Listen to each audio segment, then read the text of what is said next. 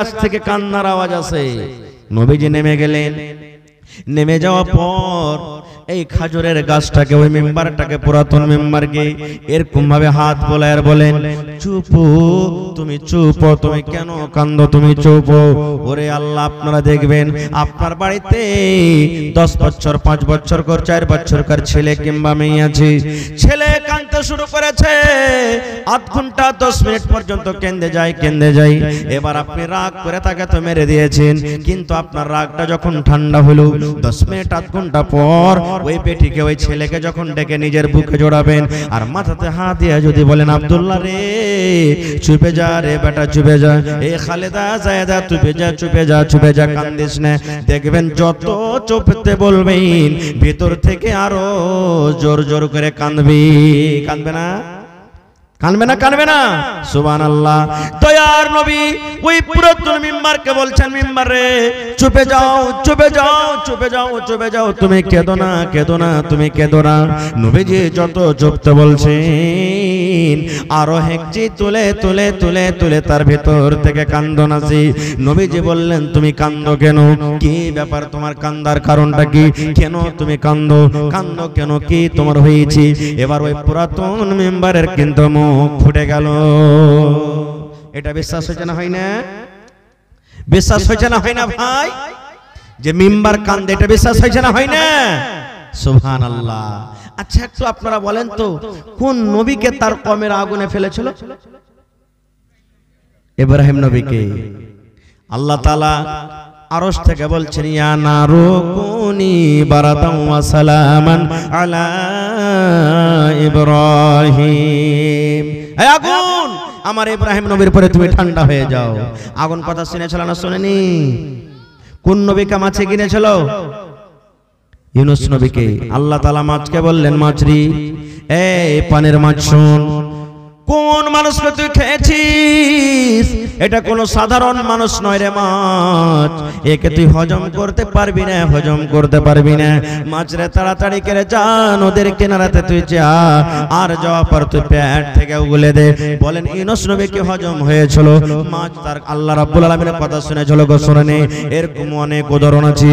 আল্লাহর নবী ওরে সুবহানাল্লাহ বললেন, কাট রে, ও পুরাতন মেম্বার, তুমি কান্দো কেন? তুমি একটু দয়া করে বলো তো। ওরে সুবহানাল্লাহ, হেঁচে তুলে এবার পুরাতন মেম্বার বলছেন, ইয়া রাসূলুল্লাহ, আল্লাহর নবী গো, এতদিন আপনার কথা আমি পাঞ্জর থেকে শুনছিলাম, আমার উপরে দাঁড় হয়ে আপনি খুতবা দিছিলেন, আপনার কথা আমি কাছে হয়ে শুনছিলাম, কিন্তু নবী গো, এখন আপনি আমাকে দূরে সরিয়ে দিয়েছেন, দূরে হটিয়ে দিয়েছেন, নতুন মেম্বারের পর আপনি দাঁড় হয়ে খুতবা দিলেন, এখন তো আপনার কথা আমি পাঞ্জর থেকে শুনতে পাবো না, এখন তো আপনি আমার উপরে দাঁড় হয়ে আর খুতবা দিবেন না। এই যে আপনার থেকে আমি দূর হয়ে গেলাম, যার কারণে আমার অন্তর ফেটে কান্না আসছে, এখন তো নবীর কথা আমি আর পাঞ্জর থেকে শুনতে পাবো না। ওরে সুবহানাল্লাহ, এই মুসলমান, একটা গাছ তার নবীর প্রতি মহব্বত ভালোবাসা দেখেন, গাছের জন্য জান্নাত নাই, জাহান্নাম নাই, গাছের কোনো হিসাব হবে না, সেই যদি নবীর কথা শোনার জন্য। জোরে বলেন, আখরি নবী। আখরি নবীর নাম কি?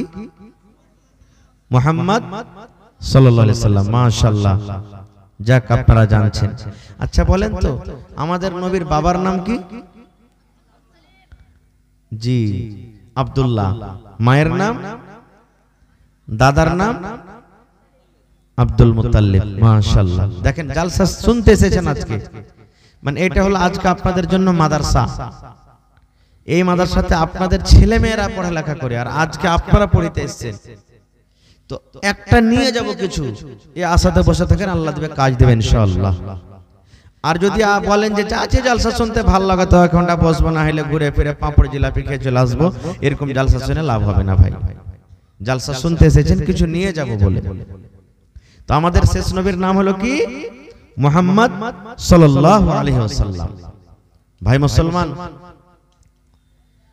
আমাদের নবী মুহাম্মদ সাল্লাল্লাহু আলাইহি ওয়াসাল্লাম কোন জায়গাতে জন্ম হয়েছে? মক্কাতে। একটুখানি ওই দুঃখের কথাটা আপনাকে বলি। এবারে আপনারা শুনেছেন, জানছেন, যারা পড়ালেখা মানুষ, মক্কাতে নবী যখন জন্ম হন তখনকার টাইম, তখনকার সময়ের কথা বলছি, ওই টাইমটাকে জামানায়ে জাহেলিয়াত বলা হয়েছে। জাহেলিয়াতের জামানা, জাহেলিয়াতের যুগ। এইবারে ওই টাইমটাতে হতো কি, গোটা পৃথিবীতে এখন যত পাপ হয় সমস্ত পাপ গুনাহ মক্কাতে হতো। চুরি হতো ওখানে, ডাকাতি হতো, জেনা ব্যভিচার হতো, গুন্ডাগার্দি হতো, এক অপরের প্রতি জুলুম অত্যাচার হতো, মদ পান করত, মিথ্যা কথা বলতো, মেয়ে বাড়িতে হতে গেলে মেয়েটাকে জিন্দা জমিনে দফন করে দিত। স্ত্রীর যদি কোনো স্ত্রী মহিলার স্বামী মারা যেত বলতো তুই ডাহিন, তুই তোর স্বামীকে খেয়ে নিলি। এরকম ভাবে বিভিন্ন রকমের পাপ হতো। ভাই মুসলমান, তাহলে সেই পাপ এখন কি মক্কাতে আছে? যারা বলেন আছে, হ্যাঁ আছে। পাপ করবে মানুষ, কারণ আল্লাহ রাসূলের হাদিস, কুল্লু বানি আদমা খাত্তাউন, আদমের সমস্ত সন্তান হলো কি গুনাহগার, খাতাকার, পাপী। ওয়া খায়রুল খাত্তাইন আত-তাওয়াবুন, আল্লাহ রাসূল বলেছেন পাপীদের মধ্যে সবথেকে হলো ওই উত্তম যে আত-তাওয়াবুন, তওবা করে।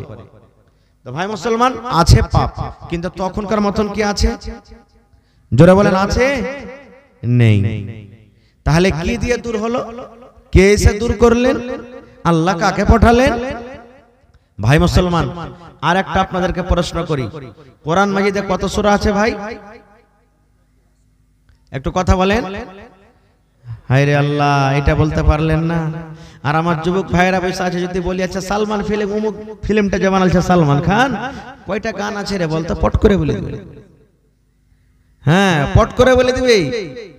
কিন্তু হায় আফসোসের কথা, 1400 বছর আগে আল্লাহ কোরআন দিয়েছেন, এই কোরআনে কত সূরা আছে আমরা বলতে পারি না। কোরআনে 114টা সূরা আছে। কয়টা সূরা আছে ভাই? 114 সূরা আছে। 114টা সূরার মধ্যে কোরআন মাজিদে কোন এমন সূরা আছে যেটাতে বিসমিল্লাহির রহমানির রহিম লেখা নাই? জি মাশাআল্লাহ, সূরাতুত তাওবা। কোরআনে কোন এমন সূরা আছে যে সূরাতে ডাবল বিসমিল্লাহ আছে?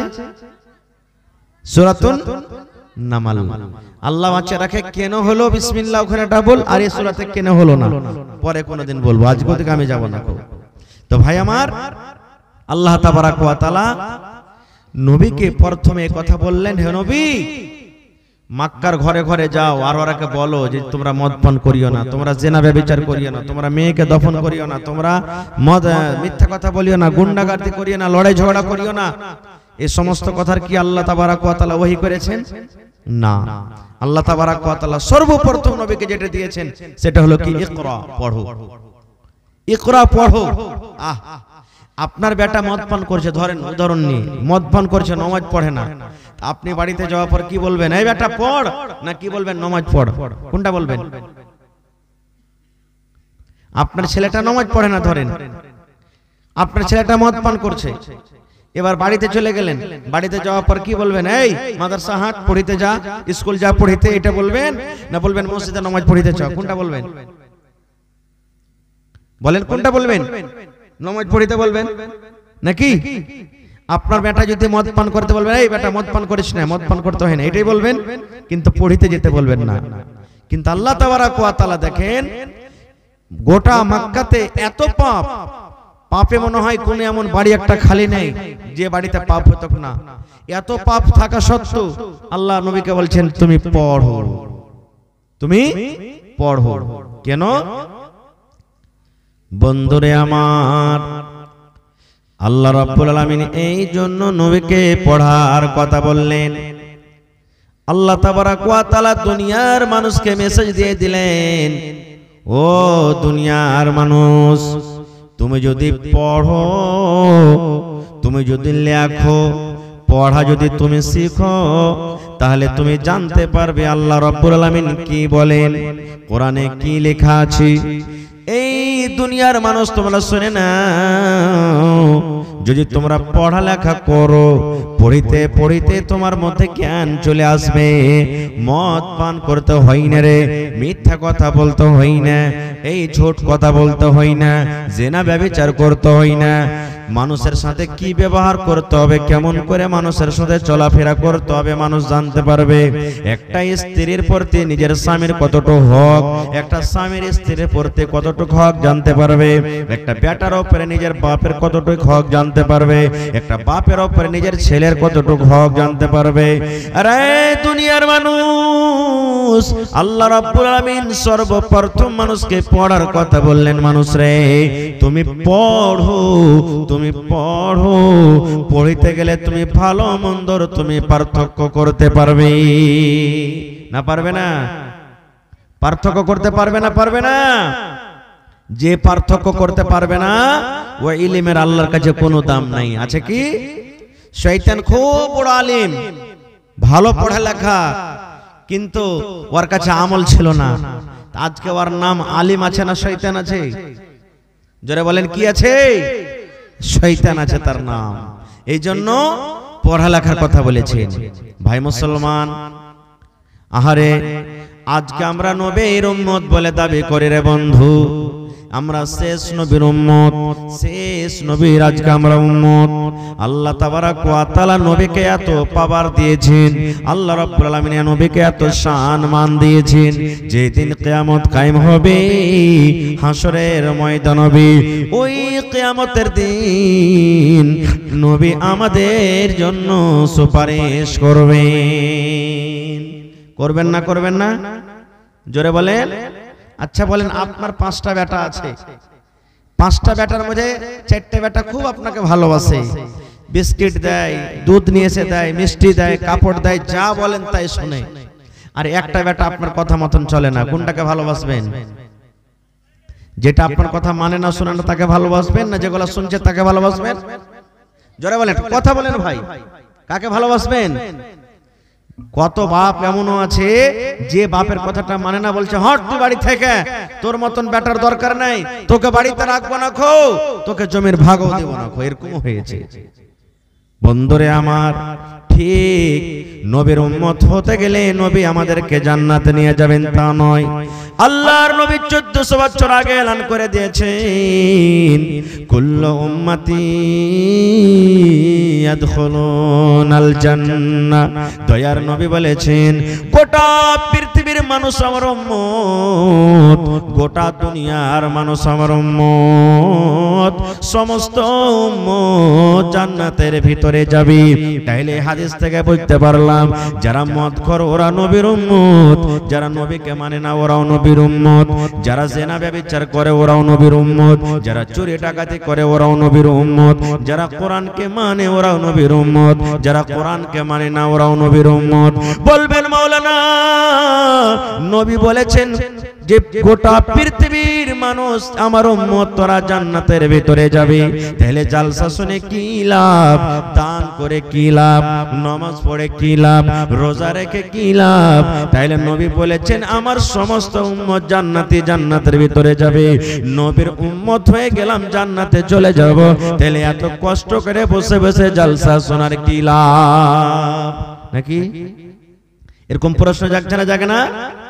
যে যারা মদ খোর ওরাও জান্নাতে যাবে, যারা জিনা ব্যভিচার করছে ওরাও যাবে, যারা কোরআনকে মানে যাবে, নবীকে যারা মানে তাও যাবে। তাহলে কি ব্যাপার? সব তো নবীর উম্মত। কিন্তু না রে বন্ধু, না। দয়ার নবী তারপরে বললেন, ইল্লা মান আবা। আরে আমার উম্মত, তোমরা শুনে নাও, সমস্ত উম্মত আমার জান্নাতের ভিতরে চলে যাবে, কিন্তু নবীজি এইবারে আলাদা করে বললেন, ইল্লা মান আবা। যারা আবা ওরা জান্নাতে যাবে না রে, যারা আবা ওরা জান্নাতের ভিতরে যাবে না, যারা আবা ওরা জান্নাতের ভিতরে যাবে না। সমস্ত লোক জান্নাতে যাবে, কিন্তু আবা ছাড়া। সাহাবায়ে কেরাম বললেন, ইয়া রাসূলুল্লাহ, আবা কাকে বলে নবী গো? আমরা বুঝতে পারলাম না। আবা কোন জামাতের মানুষরাকে বলে? আবা কোন ধরনের মানুষরাকে বলে? আবা কোন লাইনের মানুষরাকে বলে? আল্লাহর নবী গো, আপনি বললেন সমস্ত মানুষ জান্নাতে চলে যাবে, কিন্তু আবা যারা জান্নাতে যাবে না, আবা কারাকে বলে? কোন ধরনের মানুষরা কি আবা বলে? নবীকে একটু দয়া করে বলেন। আল্লাহর নবী বললেন, সাহাবীরি মান আতাআনি দাখালাল জান্নাহ ওয়া মান আসানি ফাকাদ আবা। আয় আমার উম্মতরা তোমরা শুনে নাও, ও আমার সাহাবার দল তোমরা শুনে নাও, মান আতানি দাখালাল জান্নাহ, দয়ার নবী বললেন যে আমার অনুসরণ করবে, যে আমার ইত্তেবা করবে, যে আমাকে নবী বলে স্বীকার করেছে, আমার অনুসরণ করে যারা চলবে ওরা হলো আমার উম্মত, ওরা জান্নাতের ভিতরে যাবে রে। ওয়া মান আসানি ফাকাদ আবা, আর যে নিজের মন মতন চলবে, আমার কথা মতো চলবে না, নিজের মন মতন পড়বে, নিজের মন মতন খাবে, নিজের মন মতন জীবনটাকে কাটবে, এরাই হলো আবা, এরা জান্নাতের ভিতরে যাবে না। নারে তাকবীর। তাহলে জান্নাত যেতে গেলে কার অনুসরণ করতে হবে ভাই? নিজের মনের না নবীর? কার অনুসরণ করতে হবে? জোরে বলে নবীর করতে হবে, তাহলে জান্নাত যেতে পারবো।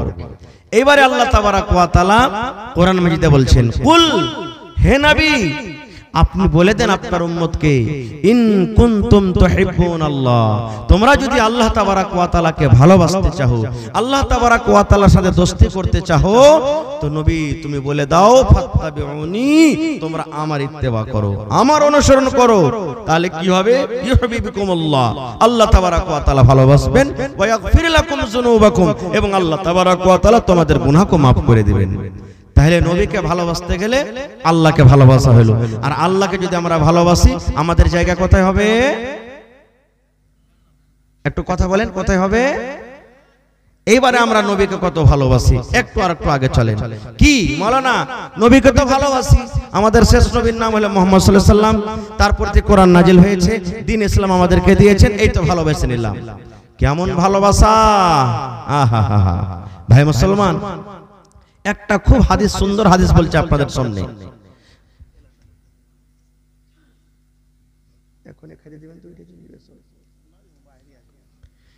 যাদের খাওয়ার দরকার আছে আপনারা যে টিকিট নিয়ে খেতে পারেন।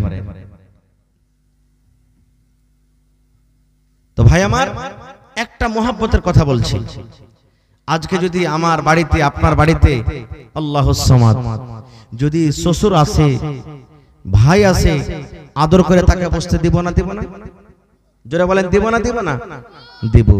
যদি শ্বশুর বাড়িতে আসেন আর স্ত্রী যদি বাড়িতে থাকে, তার জন্য একটু ভালো মন্দ দায়িত্ব করে যদি আমরা না নিই, তাহলে কিন্তু একবারে এমন হয়ে রাখবে যে মনে হয় 2-4 দিন কথা বলবে না।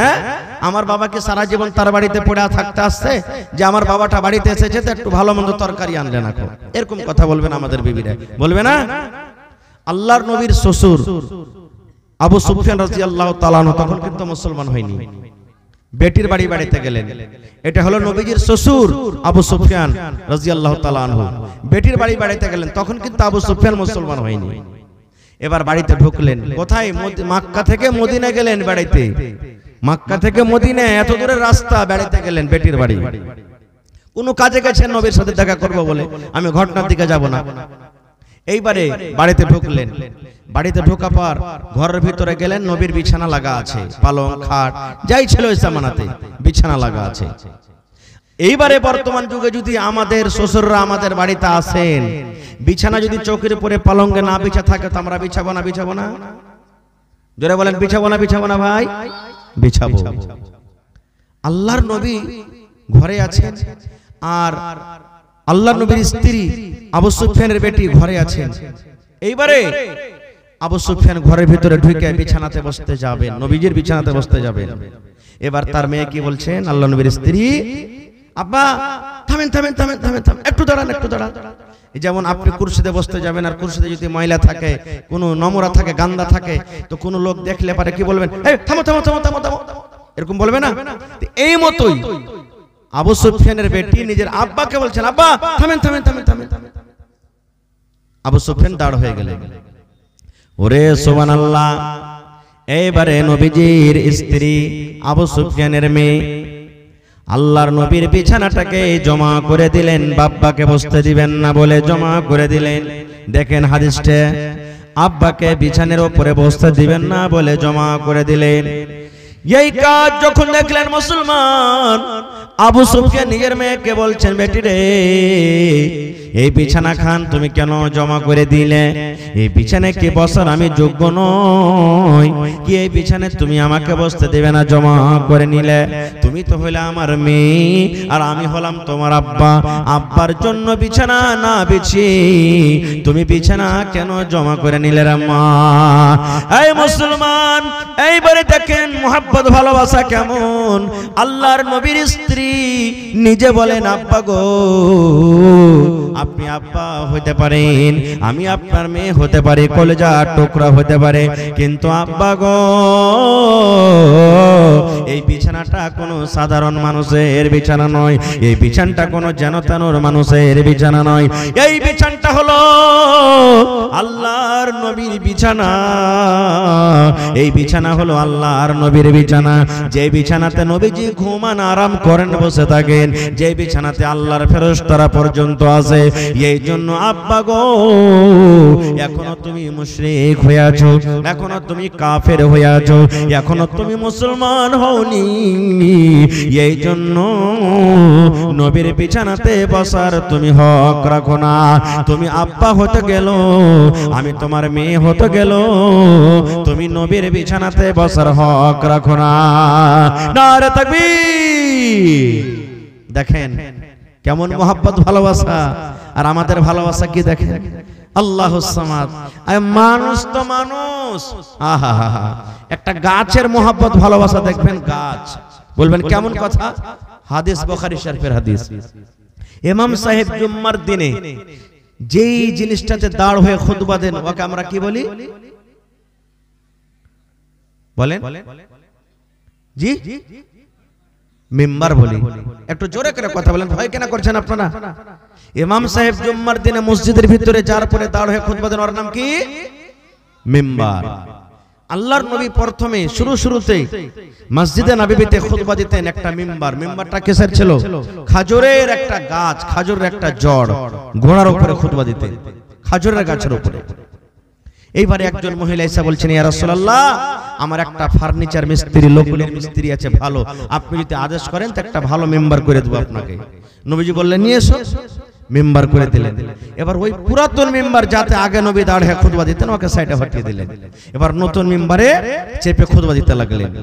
ওরে সুবহানাল্লাহ, খুতবা শুরু হয়ে গেছি। কে যেন মসজিদের ভিতরে কান্দে, কান্দার আওয়াজ আছে। কে যেন মসজিদের ভিতরে কান্দে, কিন্তু কে কান্দে আওয়াজটা শুনতে পাওয়া যায়, কিন্তু তাকে দেখা যায় না। দয়ার নবী বললেন, সাহাবীরে, কে তোমরা আছো রে বাবা মসজিদের ভিতরে কান্দো? আমি নবী কান্নার আওয়াজ শুনতে পাই। সাহাবায়ে কেরাম নিজের আঞ্জর পাঞ্জর দেখে বলেন, ইয়া রাসূলুল্লাহ, আমরা তো কাউকে দেখতে পাই না, কে কান্দে? এই করতে করতে করতে দয়ার নবী জানতে পারলেন, ওরে সুবহানাল্লাহ, ওই পুরাতন মিম্বর, ওই খাজুরের গাছ, ওই খাজুরের জড়, যেই খাজুরের গাছের উপরে দয়ার নবী খুতবা দিতেন, ওই খাজুরের গাছের ভেতর থেকে কান্নার আওয়াজ আসে। খাজুরের গায়ে ভালোবাসা দেখে যদি কান্দে, হায় রে হতভাগা আমরা মানুষ, আমাদের জন্য কিয়ামতের দিন হিসাব আছে, আমাদের জন্য জান্নাত আছে, আমাদের জন্য জাহান্নাম আছে। আজকে দিনের মাহফিল ছেড়ে কোরআনের কথা শুনি আমরা এদিক ওদিক আমরা ভটকে বেড়াই। এইটা আমাদের মোহাব্বত ভালোবাসা। হায় রে আল্লাহ। আর একটু আগে চলেন ভাই, এক দুটো হাদিসের কথা আপনাদের সামনে আর আমি রাখবো। আল্লাহর নবীর বাড়িতে নবীর কথা শুনে সাহাবায়ে কেরাম কিভাবে আমল করতেন। বুখারী শরীফের হাদিস এটাও। আল্লাহর নবীর বাড়িতে একদিন মা ফাতেমা রাদিয়াল্লাহু তাআলা আনহা, এটা আল্লাহর নবীর ছোট মেয়ে, আল্লাহর নবীর ছোট মেয়ে বাড়ি গেছেন নবীর কাছে চাইতে, কি গোলাম দাস দাসী চাইতে গেছেন। জানতে পেরেছেন আমার আব্বার কাছে কিছু এখন গোলাম আছে বা দাসী আছে, চাইতে গেছেন। আমাদের কাছে আমাদের মেয়েরা ছাগল, বকরি, মুরগা, মুরগি, টাকা এগুলা চায় না? হানা বলেন, চাহে কি চাহে না? তো মা ফাতেমা রাদিয়াল্লাহু তাআলা আনহা আব্বার বাড়ি গেছেন। বাড়িতে যেমনই ঢুকলেন, মা আয়েশা রাদিয়াল্লাহু তাআলা আনহা বাড়িতে, নবীজি বাড়িতে নেই। মাকে বলছেন যে আব্বা নেই। মা বলছেন, না তোমার আব্বা বাড়িতে নেই, কোনো কামে কাজে বা দাওয়াতের কাজে গেছেন। তো মা আয়েশা বলছেন যে কি কাজ বেটি বলো। বলছে না আব্বা আসবে তখন বলবো। এই দেখেন আর থাকলেন না বাড়িতে, মা ফাতেমা থাকলেন না যে থামো এখনটা দেখেলি আব্বা মনে হয় আসবেন তখন বলবো, তাড়াতাড়ি করে বাড়ি চলে গেলেন। দয়ার নবী সন্ধ্যাবেলাতে বাড়িতে এলেন। মা আয়েশা রাদিয়াল্লাহু তাআলা আনহা দেখেন এইবারে নবীকে বললেন, আল্লাহর নবী গো ফাতেমা বাড়িতে এসেছিল, কিন্তু কি কারণে এসেছিল আমাকে বলে যায়নি। নবীজি মেয়েকে কত ভালোবাসতেন, সুবহানাল্লাহ। আমার মেয়ে ফাতেমা এসেছিল বাড়িতে, হ্যাঁ একবারে তখনই বেটির বাড়ি চলে গেলেন।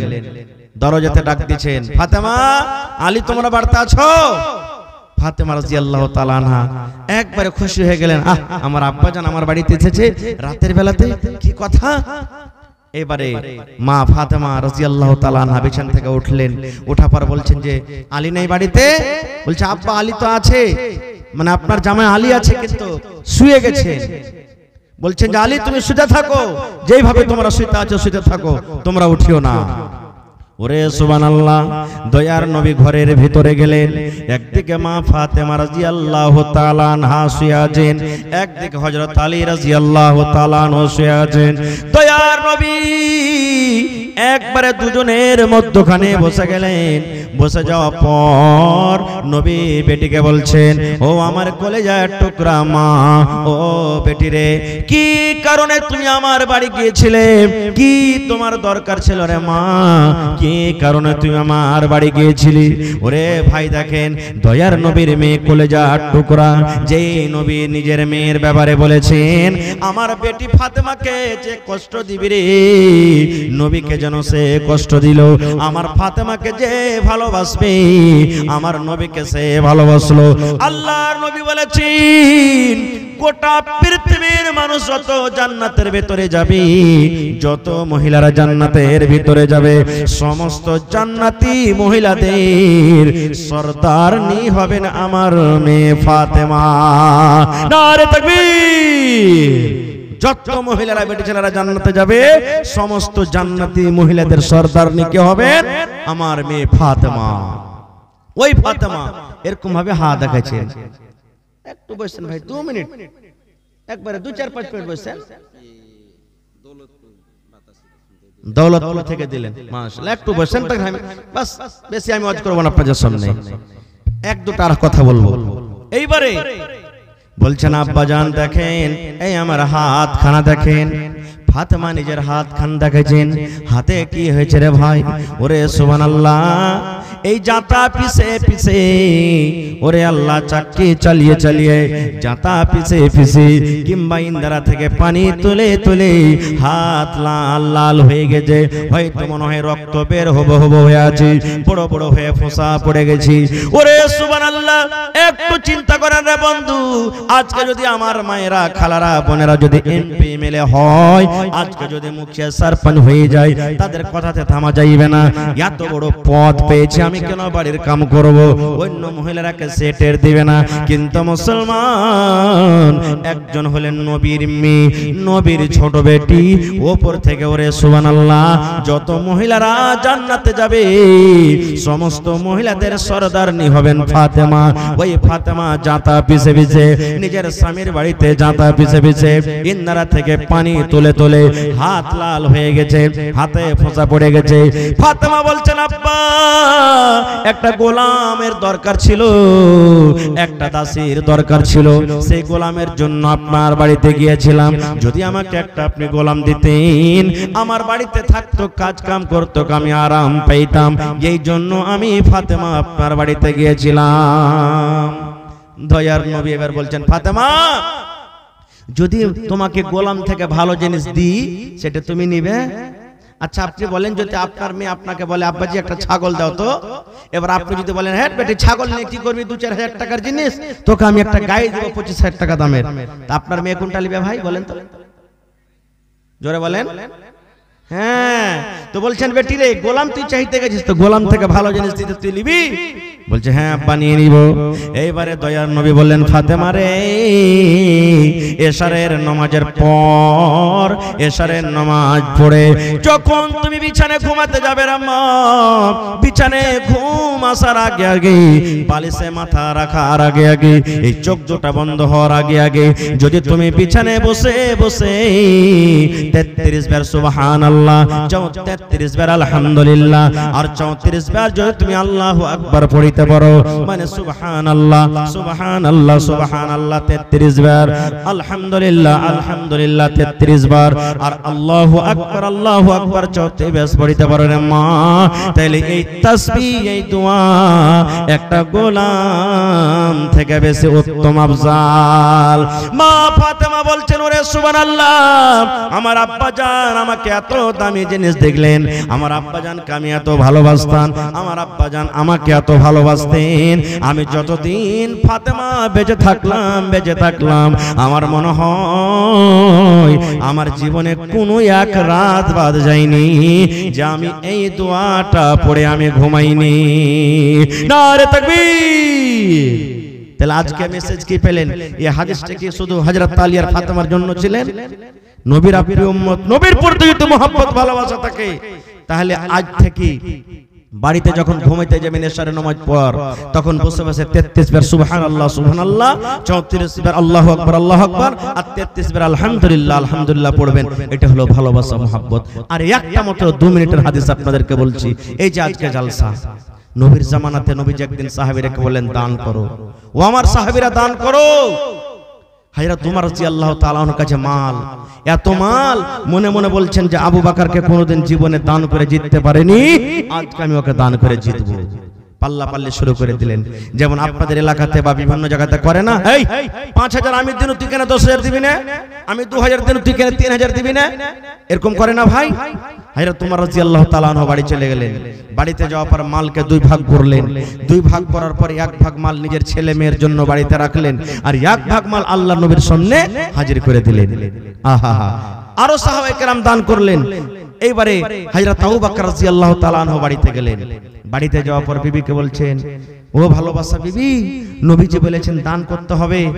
উমর ফারুক মালের যত আছে হিসাব করে হাফ মাল নবীর দরবারে, হাফ মাল নিজের বাড়িতে রেখেছে। অমুক সাহাবী অত দিলেন, অমুক সাহাবী অত দিলেন, তো আমার বাড়িতে কিছু আছে কি? স্ত্রী বলছেন, স্বামী গো, বাড়িতে 100 মানে 2 কিংবা 2.5 কিলো মতন এই জও কিংবা জাওয়ের আটা আছে, তাছাড়া বাড়িতে কিছু নাই। এত কম মাল নিয়ে যাব আল্লাহ নবীর দরবারে? অন্য সাহাবীরা এত বেশি বেশি করে দান করলেন না, ওই মালকোটাকে এরকম ভাবে বুকের সাথে জড়িয়ে চাদর একটা উপর থেকে গায়ে দিয়ে নিয়ে যে ঢেরিতে ঢেলে দিলেন। দয়ার নবী এইবারে হাজিরি শুরু করে দিলেন। আব্দুর রহমান তুমি কি দিয়েছো? আমি অমুক দিয়েছি। এই ওসমান তুমি কি দিয়েছো? বাবা আমি অমুক দিয়েছি। আল্লাহর নবী এইবারে উমরকে বলছেন, উমর তুমি কি দিয়েছো? হযরত উমর রাদিয়াল্লাহু তাআলা আনহু বললেন, ইয়া রাসূলুল্লাহ, আমি মালকে 2 ভাগ করলাম গো নবীজি, আর 2 ভাগ করে 1 ভাগ বাড়িতে রাখলাম আর 1 ভাগ মাল আপনার সামনে আমি হাজির করে দিয়েছি। এইবারে হযরত আবু বকর রাদিয়াল্লাহু তাআলা আনহুকে বললেন, ও আবু বকর তুমি কি দিয়েছো রে বাবা? হযরত আবু বকর রাদিয়াল্লাহু তাআলা আনহু বললেন, ইয়া রাসূলুল্লাহ, আমি কি দিয়েছি এটা জিজ্ঞাসা করে না নবী গো, আমার ছেলে মেয়ের জন্য আমি বাড়িতে কি রেখেছি আর আপনার সামনে কি হাজির করেছি এটা আমাকে জিজ্ঞাসা করেন। দয়ার নবী বললেন, কি এনেছো, কি বাড়িতে রেখেছো? হযরত আবু বকর রাদিয়াল্লাহু তাআলা আনহু বললেন, আল্লাহ নবী গো, আমি আপনার বন্ধু, আমি আপনার শ্বশুর হযরত আবু বকর আল্লাহ এবং আল্লাহর নবীকে বাড়িতে রেখে যা ছিল নবী গো সব আপনার সামনে হাজির করে দিয়েছি। আল্লাহ এবং আল্লাহর রাসূলকে শুধু বাড়িতে রেখেছি, তাছাড়া আমার বাড়িতে যা ছিল সব আপনার সামনে হাজির করে দিয়েছি। হযরত উমর রাদিয়াল্লাহু তাআলা বলছেন, আল্লাহ আজকে আমি আবু বকরকে দান করে জিততে পারলাম না, কারণ আমি হাফ হাফ করে দান করেছি, হাফ হাফ নেকি পেয়েছি। হযরত আবু বকর গোটা দান করে দিয়েছে, পূর্ণ নেকি পেয়ে গেছে, এর জন্য আমি আজকে দান করতে পারলাম না। ভাই আশা ছিল 2-3 ঘন্টা আপনাদের সামনে কিছু বলবো, কিন্তু ভাইরে এই মাদ্রাসা আপনাদের টাকাতে চলে। এই মাদ্রাসার সরকার হলেন আপনারা। আপনারা যদি দান না দেন তো মাদ্রাসা চলবে না কো। আর এই মাদ্রাসা না চললে আমাদের ঈমান বাঁচবে না কো। আমরা মুসলমান কি করে থাকবো আমরা নিজে বুঝতে পারবো না, ভালো মন্দর পার্থক্য করতে পারবো না। এই জন্যই মাদ্রাসা আমাদেরকে চালাইতে হবে। মাদ্রাসা চালাটা ফরজ মনে করেলেন, মাদ্রাসা আমাদেরকে চালাইতে হবে। মাদ্রাসা যদি না চালাই তাহলে বাপ করতে গেলে বাচ্চা যেমন ইয়াতিম হয়ে যায়, এই মতো শরীয়ত, দ্বীন, ইসলাম, নবী, আল্লাহ থেকে আমরা ইয়াতিম হয়ে যাব। এই জন্য ভাই জেহারুল ইসলাম তারাপুর, আপনি কোথায় আছেন স্টেজে দেখা করুন। জেহারুল ইসলাম তারাপুর কোথায় আছেন স্টেজে দেখা করুন। মকবুল হোসেন ভাই দৌলতপুর নাকি? আচ্ছা সাপ্তারা, মাশাআল্লাহ, এখানে লিখে দেন। তো ভাই মুসলমান 1 টাকা দিবেন, 1 টাকা আমি আপনাদের কাছ থেকে নিব। তবে আজকে আপনাদের এলাকাতে আমি নতুন, একটা লোক কে হয় এমন আছেন এই মাদ্রাসার জন্য 1 কুইন্টাল রড দিতে পারবেন, ছড়। একটা লোক কে হয় এমন আছেন 100 সেফটি বালুর দাম দিতে পারবেন। একটা লোক কে হয় এমন আছেন 1000 ইটের দাম দিতে পারবেন। একটা লোক কে হয় এমন আছেন 100 সেফটি গিট্টির দাম দিতে পারবেন। আর কয় পারা কোরআন আছে ভাই? কয় পারা কোরআন? জোরে বলেন। কোরআনের দাম কোন মানুষ কিয়ামত পর্যন্ত দিতে পারবে না যদি 5 কোটি টাকা দিয়ে দেয় তাও। তবে এই কোরআন কেনার জন্য 30 জন আল্লাহওয়ালা, 30টা লোক যে কোরআনকে ভালোবাসে, আল্লাহ তাবারাক ওয়া তাআলার প্রতি মহব্বত আছে, আল্লাহ রাসূলকে ভালোবাসেন। আজকে আপনাদের একটু পরীক্ষা যে আমি ভালোবাসা দেখবো আপনাদের, যে সত্য কোরআনের প্রতি, আল্লাহ নবীর প্রতি আপনাদের মহব্বত ভালোবাসা আছে কি নেই। সাহাবায়ে কেরাম নিজের জান দিয়ে, মাল দিয়ে আজকে লড়াই যুদ্ধ করে আজকে আমাদের কাছে কোরআন এনে দিয়েছেন। নিজের ছেলে মেয়েকে না দেখে আজকে ইসলামের ঝান্ডা আমাদের হাতে তুলে দিয়েছেন। আজকে আপনাদের একটু মহব্বত পরীক্ষা করব যে সত্য আপনি কোরআনকে ভালোবাসেন কি বাসেন না। তো ভাই বেশি নয়, 30টা লোক 500 টাকা করে দিলে 60 জন লাগবে, 1000 টাকা করে দিলে 30 জন লাগবে। তো দেখি